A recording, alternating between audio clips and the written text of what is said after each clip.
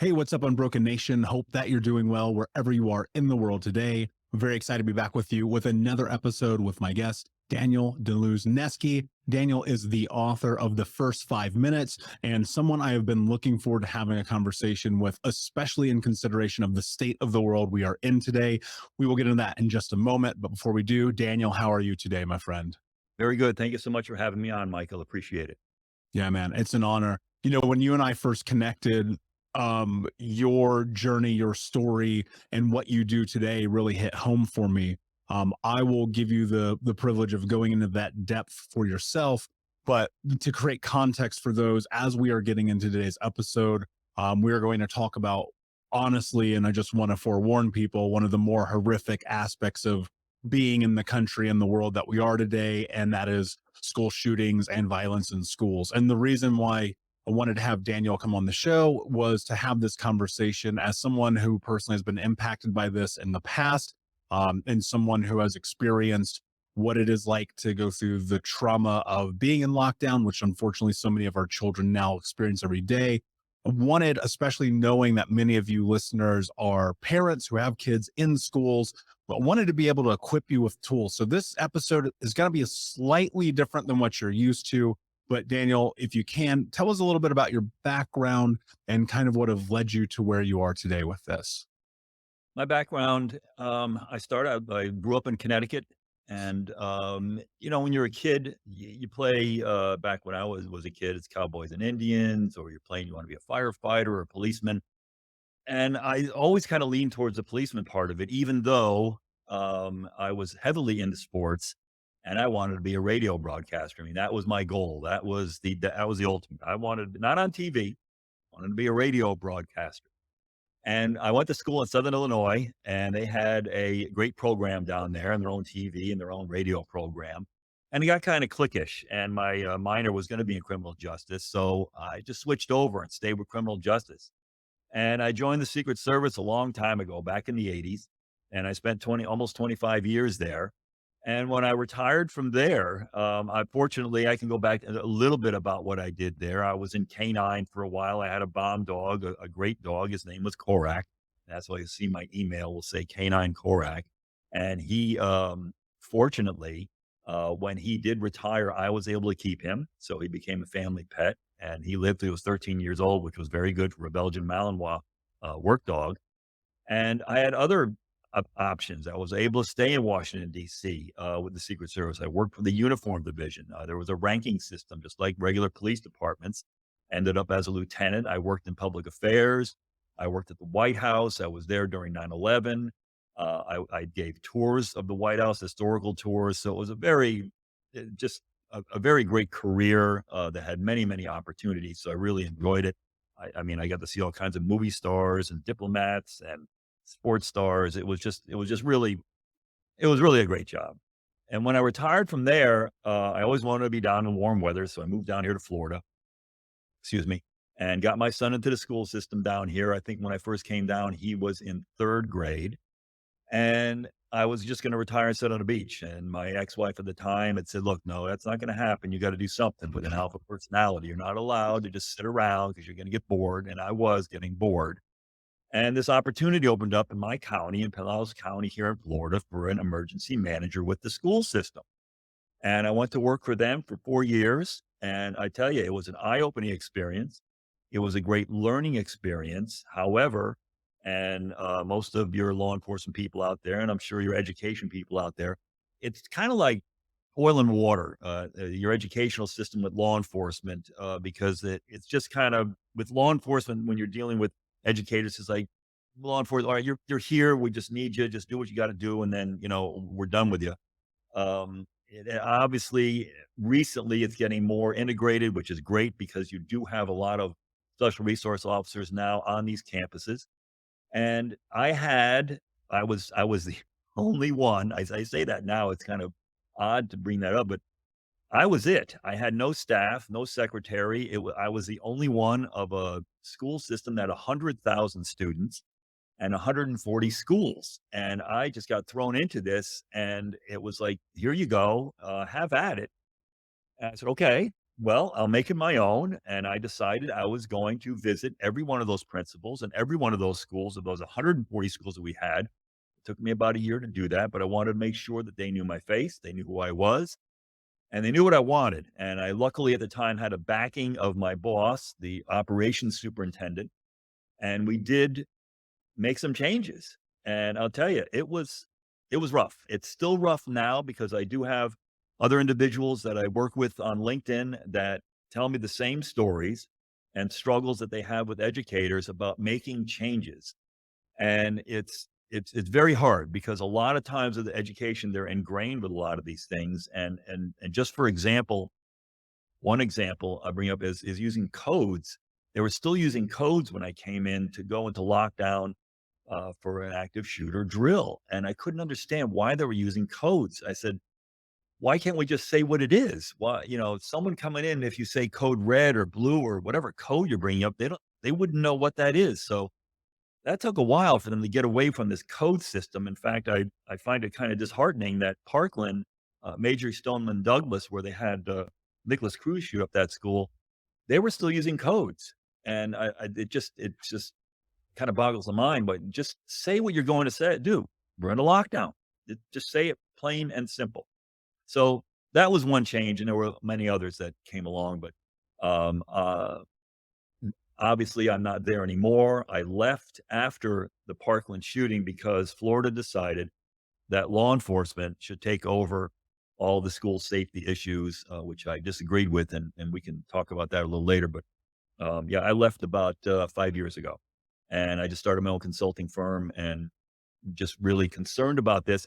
And if we get into why I wrote the book after Uvalde in Texas, which was just a disaster down the line. I mean, I know law enforcement was the emphasis of that shooting, but there was just a lot of things went wrong from beginning to end in that entire incident. And my wife, now my new wife, said, "Look, you have to get this out. You got to vent. You got to get this out. Put it down in writing." And so I started. I'd never written a book before, and I just started writing what I thought was needed to be said, and I concentrated on the aspect of how to survive an active shooter situation at a school, and that's what I concentrated the book on. It is a handbook. It's a very short book. It's easy to read. I wanted it simple. I wanted it just to be concentrating on one thing. I didn't want a diatribe of 200 or 300 pages, which is just to me just kind of boring. It's nice that I included in the book not only a blank emergency plan that anyone can use, it's generic. And I also included in there, you can download a small credit card size reference card. And I found out just recently, my wife's a doctor, and one of her doctor friends says, "Oh, we use those all the time." I'm like, "What are you talking about?" She says, "Well, I work in an emergency room and they'll have code, whatever color it is. And sometimes we forget what color it is. So we have these reference cards. Oh, yeah, code white is this." And I said, "Oh, that's a great idea." So what I did was make these reference cards, which can be attached to your lanyard if you're a teacher, that for your ID, or if you need it for your copier. And if something happens, whether it's an active shooter or a lockdown or a weapon or a bomb threat or a hurricane, you can just quickly flip over the card and see what you need to do or forget. Because when a situation like that happens, you're going to forget. I would forget, a step that I had to take. Great to have the card. Anyway, Yeah. why one of the reasons why I wrote the book, and I hope people get something out of it. Yeah. Let's go into this a little bit. So, one of the things that really inspired me to want to have this conversation with you today is some of my closest friends in the world are teachers. Mm, And when I was young, so I grew up, and everyone who listens to this show knows I grew up in a very impoverished neighborhood. In fact, my high school was incredibly violent. It has since been defunded and closed now over a decade, I think. But we had multiple kids assaulted in our school. We had multiple gun threats. We had more lockdown. I mean, we probably honestly got locked down like every week, right? We had drug dogs. We had the whole nine. And I will say I certainly played my role in that. I did things as a kid I probably shouldn't have been involved in. But one thing that came to mind, I remember um, one boy when I was a sophomore got murdered right outside the school. mm, And they put us all in lockdown, and they held the buses back the whole nine. And it's like what I think is really interesting, that was now at this point 20 years ago, right? Maybe 21 years ago. It was a very, very long time ago. And this was not that long after Columbine had happened. And I think that, like many people, I felt like you have Columbine, then you have 9/11, and then I was experiencing this, and there was a lot of chaos. And I remember just feeling unsafe all the time at school. Also, Mhm. like, I hated school, so that probably didn't help very much. I was a terrible student. I couldn't stand it. But what I'm wondering is, looking at the society and the world we live now, where this is almost like a weekly occurrence, man. Like, it's at the point where you go, man, this is a pandemic. This is something wrong. And people will always point and blame the guns. And it's like, well, I don't think that really works effectively. But what I'm curious about, and I know obviously it's not your entire area of expertise, but what are some of, like, the downturn, the downsides, the not even downsides, the downstream effects of these moments, not only in active shooters, but even the drills and the stress that happens on teachers, parents, kids, like what is happening when these events are taking place? Well, I think, Michael, you and I know, yeah, I really think social media has ruined a lot of what's been happening. Social media is good in some respects, but in other respects, it's not really good. I think this idea of having phones in school. My son goes to high school. He's a junior. They allow phones into the classroom. Now you can't sit there using your phone, but you're allowed to have your phone in the classroom. And during breaks, that as kids, they're constantly on their phones. And I think we just talked about this a little while ago. A county south of me in Manatee County, three students just got arrested for being on TikTok and making up videos about a school shooting. So I think, I tell you, if there are teachers listening, and maybe we should do a survey, because I tell you, if you ask teachers, would you feel better if phones were banned from your classroom? More than I would say, it'd have to be 60, 70%. Yeah, we'll just get rid of it. Because you know what drives the idea of having a phone for a child? It's the parent usually. Oh, there's screen. Yes, everyone else has phones. Mom and dad, I want a phone. So it's usually driven by the parents. And, if Michael, I know you're a lot younger than me, but I don't think we had phones when you were in high school. And We did that. it was no big deal. What was the big deal? Parents need to get a hold of you, call the office, bring down little Johnny and need to get a hold of him for something. So this idea that you need to have this leash of a phone constantly, again, this is just my opinion, but I just don't think it's doing us any good. And I could take it a little further. Let's say, for example, it wasn't an example, it was a bad example. I had a bomb threat at a high school, and the kids, of course, immediately got on social media, the messaging and texting their parents that there was a bomb threat at this high school. It was about 1,000 students, and right next door was a middle school. So you add them into the mix, and they started to evacuate the school. Well, these texts started going out, and here come the parents. And that just made it doubly the effort of trying to clear this school even worse. So luckily we had the fire department there that just would block the road so parents couldn't get in. But it just would lead to more things that went bad. And now you start getting texts of students texting, I saw the bomb, or I saw wires, or I saw a gun, or whatever it was in the context of an emergency. Because of 1,000 students, you're going to get some bad apples. That's, let's start, making this even worse than it was. So that's one aspect of these phones and the social media that's creating this atmosphere. I think the other thing, again, recently, because of the pandemic and having kids now staying home and parents having to stay home, it just created this atmosphere of, I think most kids were like, "Boy, this is, again, I don't like school. I don't like any of this." And the academic standards dropped where they couldn't test kids, and they were trying to teach them over a laptop, and everything kind of drops. And then when we open school back up again, they're basically starting back at zero. And okay, I'm sure it frustrated the teachers too that they had to go back and redo everything that they accomplished maybe the year before. So that's probably another issue of, the pandemic and shutting the schools down and now bringing it back. So the third thing, the second thing of it is school. The third thing would be, I think, what teachers have to put up with. Not only now do they have to put up with um, these incidents happening at school, whether it's bomb threats, active shooters, just threats against themselves, and having to learn, training and drilling for active shooters. The pandemic was, something else that they have to now catch up on. The stress and pressure of trying to keep their schools at a certain grade level. Here in Florida, we have, A through F. So you try to keep, your school in an A or B level. And if you're not, there's under a lot of pressure to continue to teach to make that grade go up for the school. So teachers are under tremendous amount of pressure. And it's not a good thing. I don't know about, I know about on the police side, there's a lot less police that are trying to take that job because it's not a job that I would recommend now. But I don't know of too many people that are even going into the teaching profession.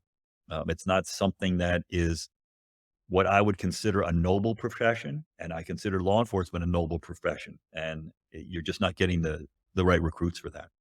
Yeah, definitely. And I think one of the hard parts about it is you have these really probably long-term detrimental negative impacts of the combination of isolation and then having both teachers and students and faculties going back to school with this feeling of unsafety every day. Like, Yeah. when I was young, this is a weird thing to say, but it's just factual. When I was young and I was in school, violence was expected. Like, it just is the case of where I come from. Like, there were fights every day, lockdowns every day. School assemblies would get shut down, and we had actual police officers in our school with actual real guns and real guard dogs, and that was commonplace.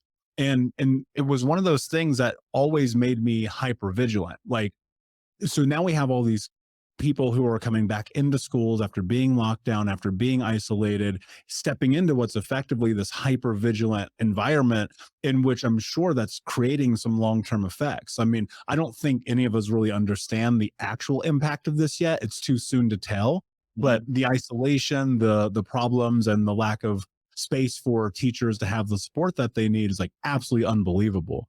And the thing that I can't help but think is like, you have to move towards getting these grades and you have to move towards helping these students move forward, and yet every single moment of every day I can't help but think these teachers are wondering, is somebody going to come in with a gun today?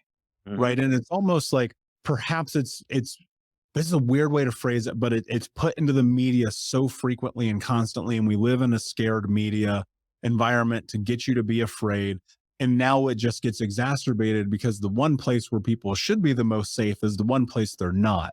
And so, what I'm curious about is if, and I want to specifically drive this towards teachers in this section of this conversation because I think it's important.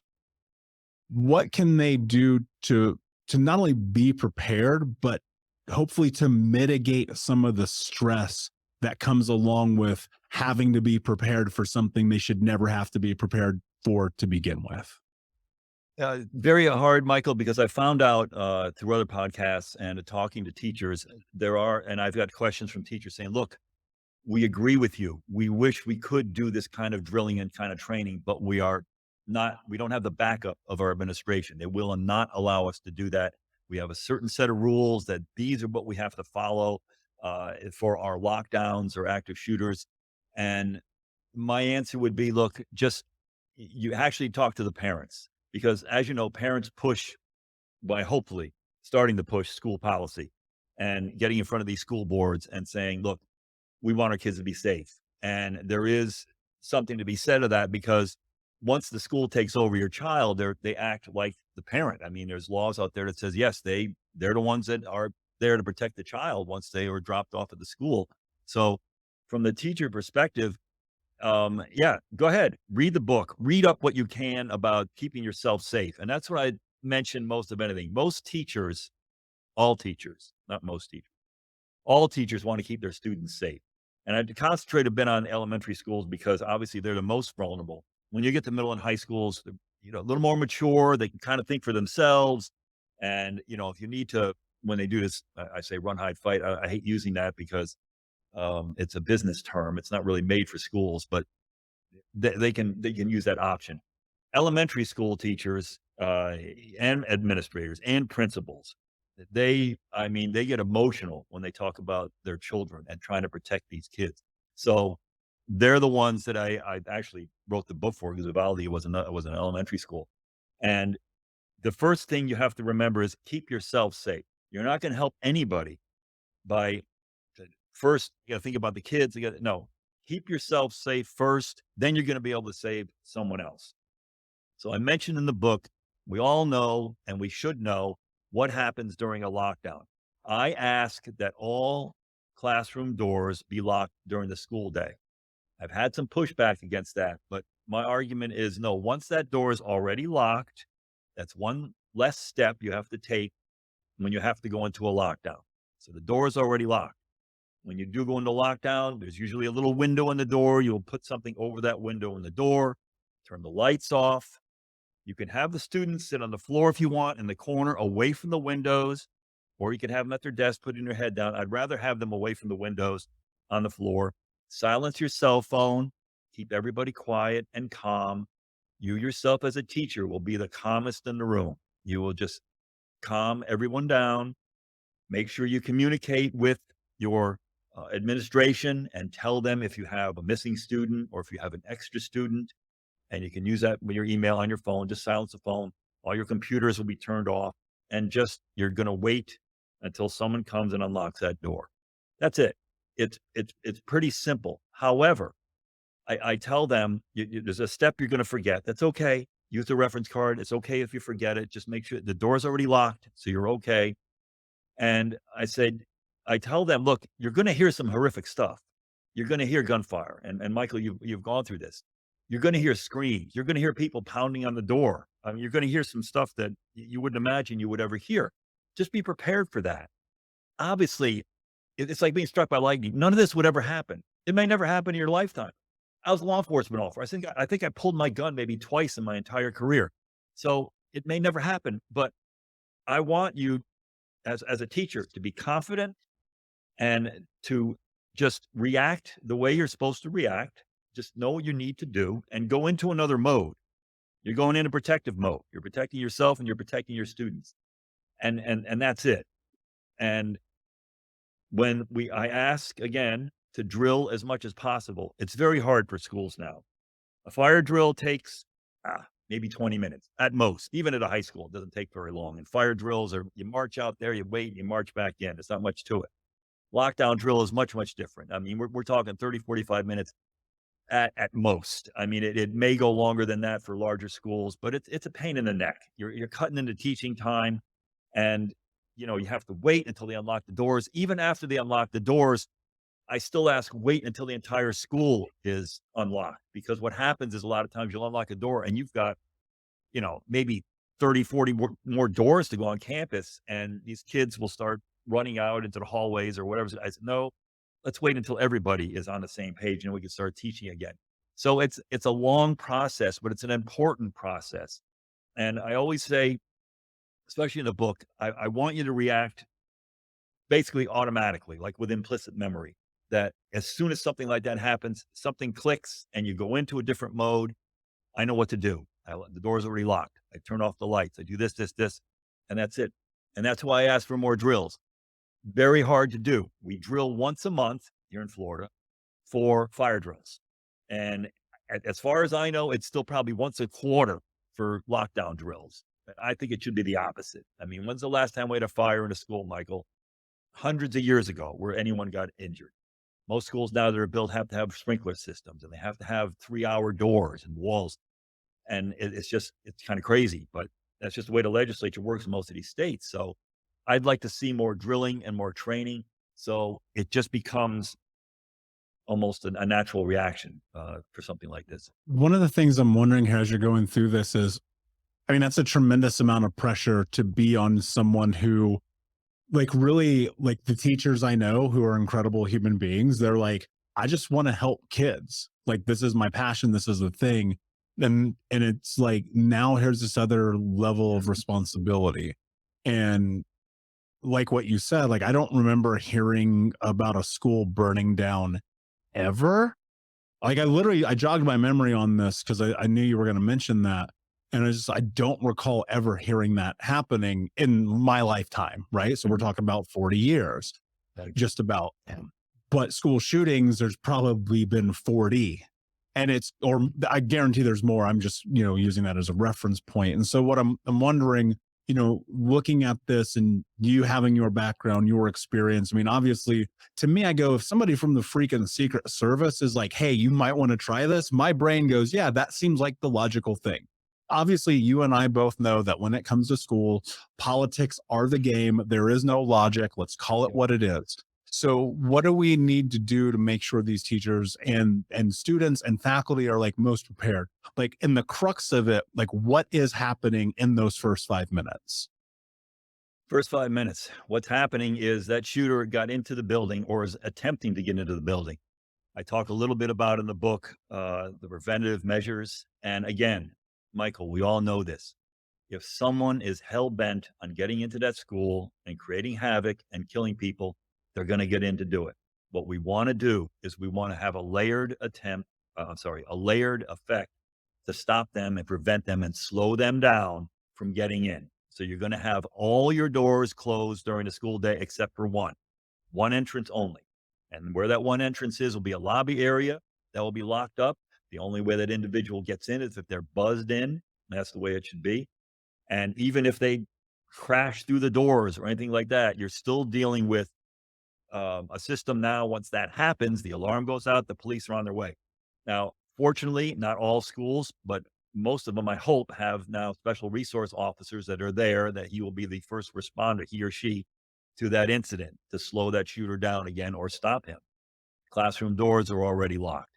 So within those 5 minutes, it is up to you as a teacher to keep your kids calm, to keep yourself calm, to lock down. As far as I know, and I didn't do the research. There actually is a gentleman named Michael Dorn with Safe Havens International, one of the uh, top places for active shooter and other school safety issues. They said that there was one incident where an individual broke through a locked door that came in and took the time to break through a locked door and killed someone. But since all these other shootings, it takes much too much time for them because these shooters, they're crazy, but they're not totally insane. They also have a clock ticking in their head. They know when the police are going to show up. So they're not going to take the time to try to break through a locked door or crash through a window. It just takes too much time. They're looking for easy victims. And it takes too much time. Anyway, back to the point of what you can do in those 5 minutes. Like I said, you go through your steps, knowing that there's help on the way. They're coming. It may seem like it's an hour before they get there. They're on their way. They're coming. They're going to help you. So just make sure you do not listen to any announcements. You don't listen to anyone saying it's okay to come out. You don't listen to anyone banging on the door saying, I'm the principal, let me in. Nothing until someone has the keys, which will be an administrator or a police officer. Don't open that door. Now, in Uvalde, they did open some windows that were in the classroom to get the kids out. That's a judgment call on something like that. If you, as a teacher, feel that it's a better way to get outside, away from the building, and you can do it safely, okay. I'm not going to sit here and say don't do it. If you feel that that's a better option, okay. We talk a little bit about options. What they did down here in Florida, which I disagreed with, is that they added another. Listen, there's enough pressure on teachers. I stress lockdown is the only way to go. You think of one thing, lockdown, and that's it. There's also what's called options based training, and they will train you as a teacher to make the decision: do I want to lock down? Or do I want to try to get these kids out of here and what they call run, hide, fight? But for elementary schools, you're fighting anybody, and even middle school. Uh, so they'll decide. They'll tell the teacher, or they'll make an announcement. There's a school shooter here. He's in the east wing of the building. Blah blah blah. we're going to go into lockdown, or you can, run out. I hate that because not only now are you confused about what the heck is going on, but now you've got 25, maybe more children in your classroom, and you're going to sit there and you're going to make a decision that, okay, kids, we're going to go out of this classroom and we're going to run down that hallway and out that exit over there out into the woods. Why would you possibly do that? What common sense thing would tell you to do that? Even if I knew the shooter was somewhere else in the campus, I don't know if there's another shooter out there. There may be two. I no idea. I'm not going to leave the safety of that classroom and go out into a hallway with 25 small children and try to gather them up. When you're hearing screaming, you're hearing shooting, you may see bodies, you may see all kinds of bad stuff. And now you're running. You're not going to walk. You are just in a panic to get out of that hallway and outside. And what's going to happen? More than likely, you're going to pile up at that exit door and it's just going to jam up and you're going to funnel yourself down there and it just creates more chaos. I disagree with it. And especially on the elementary side, middle school, that's an iffy situation, maybe 50-50. High school, okay, maybe high school, but here's the but. Parkland, down in Marjorie Stoneman Douglas here in Florida, high school, a big high school with many levels. And I will back up a little bit. At first, it was written that they had never done a active shooter lockdown drill. And that was put out to the press. And in fact, there's been a few books written about it. And I said, wait a minute. No, I remember them talking to a couple of teachers that were there. And they said, no, we just did a drill last month. And it's true. They had done an active shooter drill in that high school a month prior to this active shooter situation that came in. What happened was they were ready for it. They were ready to go into lockdown, but they had never trained for the fire drill to go off. And the fire drill went off, as far as I know, accidentally. When Cruz was shooting, the bullet hit something and the fire alarm went off. So now they're like, oh, now what do we do? So some of the teachers said, we have to evacuate. And they started to evacuate and they got themselves in trouble, obviously, by getting shot up. Other teachers realized what was going on and went back into the classroom to lockdown. And still other teachers thought, no, we're going to run. Well, what happened was when they heard the shooting, they ran what they thought was away from the shooting. It was an echo. They were running towards the shooter. So there was many mistakes made in that shooting instead of just staying in a lockdown. And of course, that was the first thing was brought up when I still worked for the county. Like, hey, what happens when a fire alarm goes off? Look, if you don't smell smoke, if you just stick your head out in the hallway and go, okay, I don't smell any smoke. I'm hearing gunfire. We're locking down. It only takes you a few seconds. So again, don't listen to fire alarm. Don't listen to any announcements. Don't listen to anybody telling you it's okay to come out. Stay safe, stay in there until someone comes and gets you with the keys. One of the things I'm wondering, I mean, that's a lot of really powerful context. And as someone who's not a teacher, obviously, I'm not trained in this, right? But I know that as someone who has friends who are parents and who eventually one day very likely will be, it's like, how do I, as a parent, navigate this, right? On this one hand, it's like I'm trying to raise a healthy child. I like the way I think through this thought process for me specifically is my mission is to end generational trauma in my lifetime through education. This conversation with you feels like education in which we can help people understand things at a little bit of a deeper scope, maybe contemplate things that they never contemplated by reading this book, by getting a little bit deeper. But, if you are a parent, like, A, how do you talk to your child about this? And B, like, as a parent, like, how do you navigate it knowing that there is this potential? From my perspective, again, my son is 16, so a little more sophisticated. And I ask him, what's happening at your school? How are you handling the lockdowns? And he says, as a high school, what they're doing is some months they will lock down, some months they will do the run of the run, hide, fight part. And I'm like, okay, I trust him that he knows what's going on. He doesn't panic easily. He does not, as far as I know, get emotional about it or is traumatized by the drills. Now, again, he's high school. I do have arguments from parents that elementary school children and even some middle school children, they feel that the drills are traumatic to the children. I can understand that. So I like the idea of having unannounced drills, but getting pushback from parents going, I don't want my child coming home saying, hey, we ran a drill today. They're like, you what? What happened? No one told us. I understand parents want to be informed about what's going on. So I still disagree, but if schools want to make the announcement that on such and such a date, we're going to run an active shooter drill, just to let you know, this is what we're doing. This is how we're going to run it. And let the parents know so they can tell their child, John, or Susie, remember today they're going to have an active shooter drill. Listen to what your teacher says and, go ahead and no big deal. Just calmly, go over it. Outside of that, if my son was much younger, more than likely I would tell him this is how it's supposed to happen. If it's not happening this way at school, let me know, because you're. I haven't had I haven't had the, excuse me, backing up. I have not have teachers tell me that when they wanted to do the run part of it, a child may say, "Hey, my dad said we're supposed to lock down. I'm sitting over here in the corner. I'm not putting myself in danger." I haven't had that happen, but I guarantee you it's going to happen because there are parents out there that are former law enforcement or former military and believe that the lockdown is the way to go, not to run with small children out into, God knows what.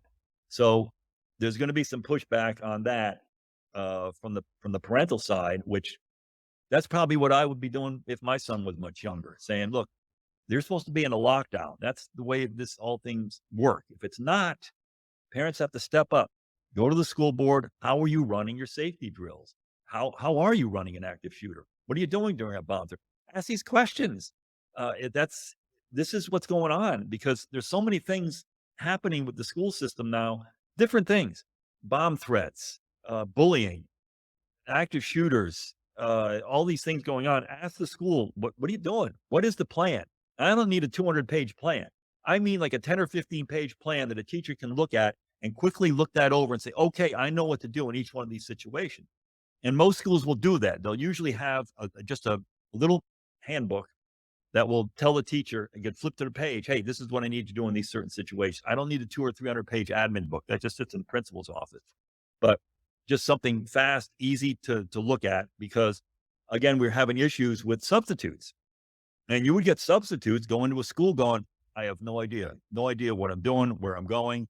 They're just dealing with whatever assignments they have for that day. They're not worried about an emergency.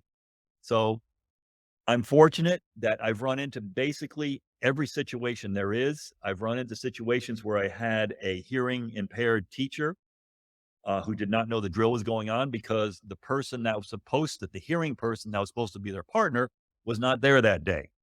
So we fixed that. Okay, need a plan B.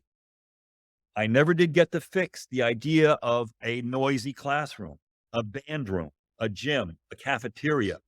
I had workers in the cafeteria with walkie-talkies and phones. When we did the drill, they said, look, we never heard the announcement. I didn't hear it on my phone. There's too much noise in here.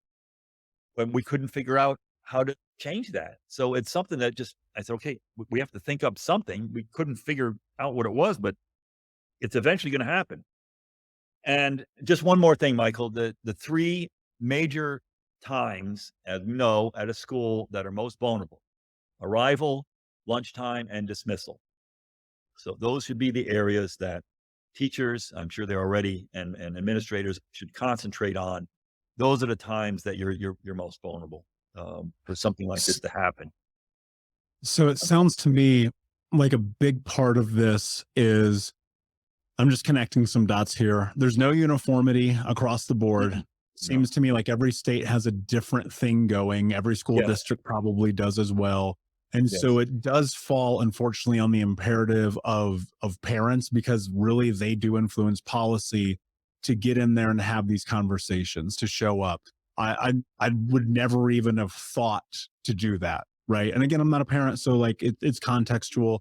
But I want to inform people about how to do this, because my thought is, if we create a parameter of safety in which we can avoid these unbelievably tragic events from occurring, then we can give each other so much more of a support system in healing in other areas. Cause it's like, if this is the one thing that we don't have to worry about, I'm telling you right now, unless this changes, my children will be 100% homeschooled, period. And it's like, that's not possible for I don't everybody. mind. I don't mean to laugh. Yeah. What do we need to do?